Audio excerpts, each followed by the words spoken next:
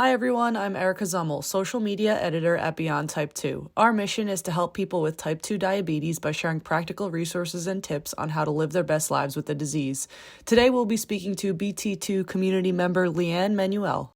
Hi LeAnne, thanks so much for speaking with me today. Can you tell me a little bit about your diagnosis? Thanks for having me. When I got diagnosed, I was actually kind of at this place where I wanted to just work on myself. I wasn't feeling good. And I thought that it all had to do with a previously diagnosed thyroid disorder. So I was like, I'm going to the doctor.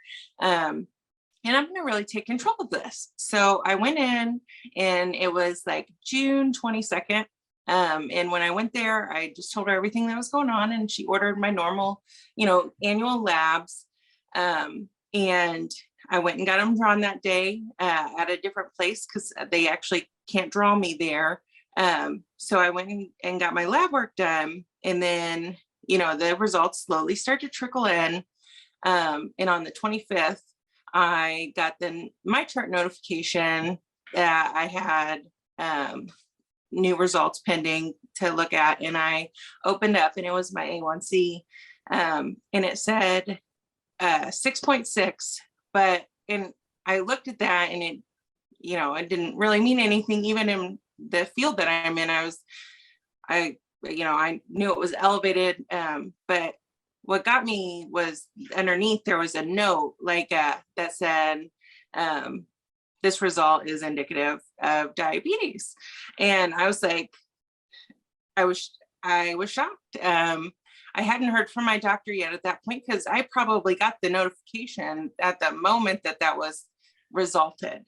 That's how my chart, and that's how our medical records work now. And so I learned right there by myself on my phone.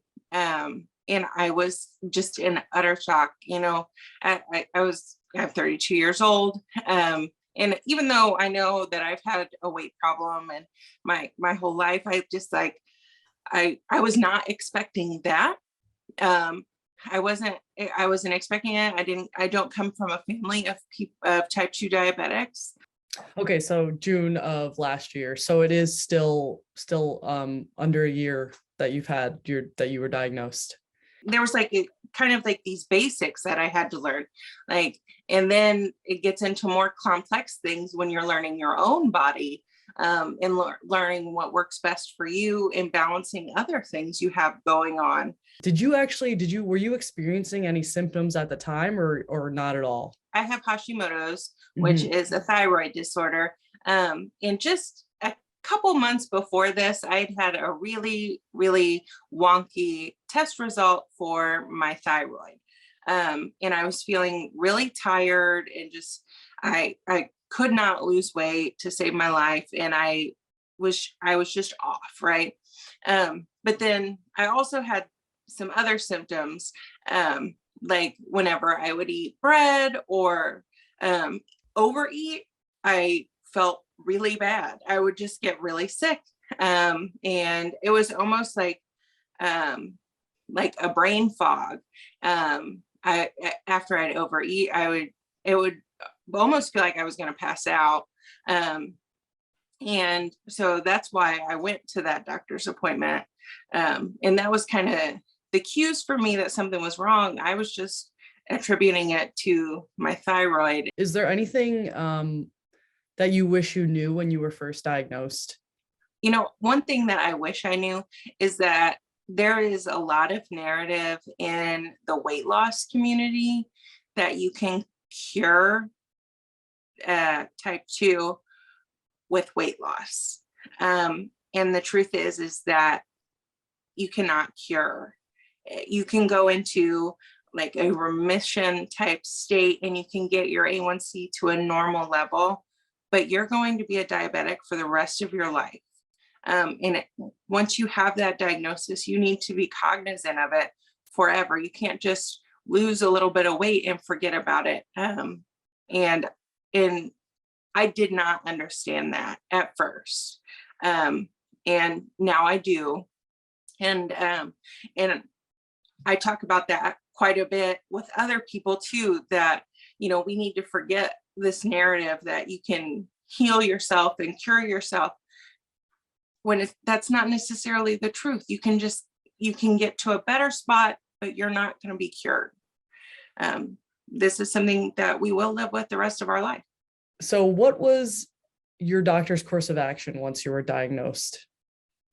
So when I went to see her on the 22nd, I had already said, but this was before we got the blood work back.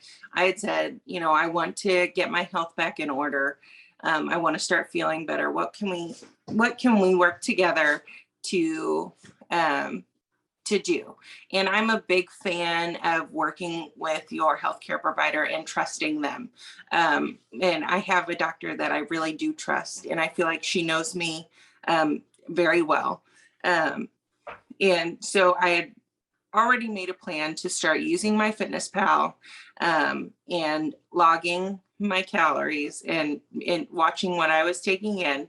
And I did not want to go into any sort of crash dieting mode or into any fad diet mode either. I wanted to become more cognizant of what I was eating. And then we would look through my MyFitnessPal together, because I made an appointment for a month later to come back in, and we could see what was happening, what I was doing, and what was working. And then, that kind of got thrown up in the air a little bit when I was diagnosed 3 days later, but at the end of the day, the plan was still the same, which was, to get what I was eating under control and start making better decisions, more cooking at home, less eating out, less quick foods. And then I don't know if you asked this or not, but I also started medication with the diagnosis. I did start taking metformin. I take the 500 milligrams in the morning and 500 milligrams at night. And then I also take a once weekly injection of Ozempic. And have you found that the metformin and the Ozempic and these other changes that you've made have been helping you manage your diabetes? Yeah, I've actually lost over 90 pounds since then, which is, it has been a slow and steady one by one process for me. I wasn't trying to win any records. I really was trying to do it the right way. And I will say that these medications are the hardest medications I've ever had to take. The Ozempic in particular has been a difficult adjustment because it made me not feel very good in the beginning. And I had some pretty severe headaches. And I think that a lot of that was just, there is a component of it that can make some people not as hungry or not as thirsty. And you kind of don't think about that. And once I realized that maybe I wasn't drinking enough water, I started to really kind of get back at that. I started to feel a lot better with it. Shifting gears a little bit, how important is, is exercise for you? We'd love to hear a little bit about like how you incorporate exercise, if you go to a gym, whatever you like to do. Well, I think everybody has kind of a different relationship with exercise. And I personally had a bad one. And I have for a long time because of some issues a couple years ago with a gym. And so I knew that I needed to find an approach that worked for me, and I needed to find exercise that served me well rather than putting me into a bad mental place. So I actually downloaded the Peloton app after a lot of people suggested it. I was at the time, I was still way over the Peloton weight limit, and I still am. So I haven't been able to buy a Peloton bike, and I'm not going to until, I feel like it's a good decision with the weight limit. But I use that Peloton app with a bike that I do have. And then I also have an elliptical back there that I'll do like the running videos with. And I like to do the videos of just like cardio workouts in your living room. And how have you been able to use your social media to document your journey and inspire others with type 2 or just in general? So I actually started on Instagram a long time ago in 2015. And I lost over 160 pounds at that time. And I did it the wrong way. And I've said that a lot, and I've talked about it a lot. Sometimes it's a little embarrassing to say out loud. But I did a lot of that crash dieting and eating the wrong way and over exercising. And that's where I got myself into a lot of mental problems. Just was really doing a lot of damage to myself. And then I ended up leaving Instagram. I left pretty much in 2017, and I posted a couple times until 2018, but I left, and I didn't post again after 2018.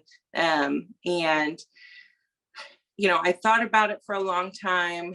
I still had this account out there, and I still felt like I had a lot of friends that I had still connected to on Facebook, that, people that became a lot to me. And became close friends over the years.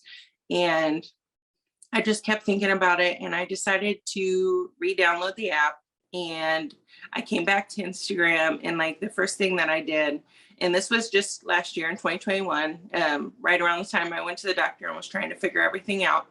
And it was before I was diagnosed too.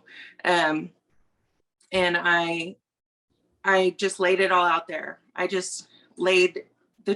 laid my truth out there to tell people what I had been through, and why I'd been away for so long, and what I felt like, and what I wanted to share going forward about my life. And I had a really positive response.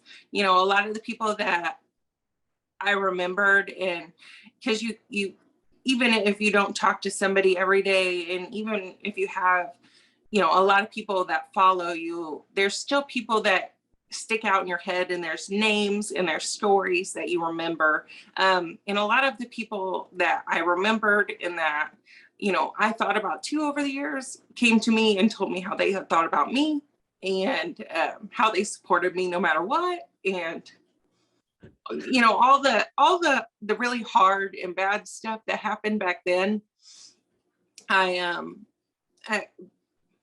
was able to move past, and I was kind of able to heal from even more than I had healed on my own. And I think being honest with people about the struggles, and just kind of sharing more of what my life is really like, and a more authentic a more authentic self has helped me a lot in these months. And I felt like I had a lot of people I could talk to about my diagnosis, and I still do every day. I talk to new people that are scared or are having an issue with the medication. Especially, I've talked to tons of people that are having the same kind of struggles that I had with adjusting to the Ozempic. And just trying to tell them, what I did and how I felt better. And I just want people to know a true story, and not think that the only thing that they can eat for the rest of their life is grilled broccoli or grilled chicken with steamed broccoli. Anything else you wanted to add today, or is there anything we missed that we didn't get to talk about? I just want to remind people that it is so important to go to your annual doctor's visits, even if you're afraid of the doctor, even if you need help with resources to find a doctor because of insurance needs or anything like that. There are resources out there. I think that in our area, you can call like 211 to be able to find those doctors that can help people that don't have insurance. And it's just so important. Go to the doctor every year or whenever you are supposed to go, because you can really help yourself in the long run if you know early and can, and you can really make a difference. So I just want to encourage people to please go see your doctor, and don't be afraid. They're there to help you. I work in healthcare, and I can tell you that we are here to serve.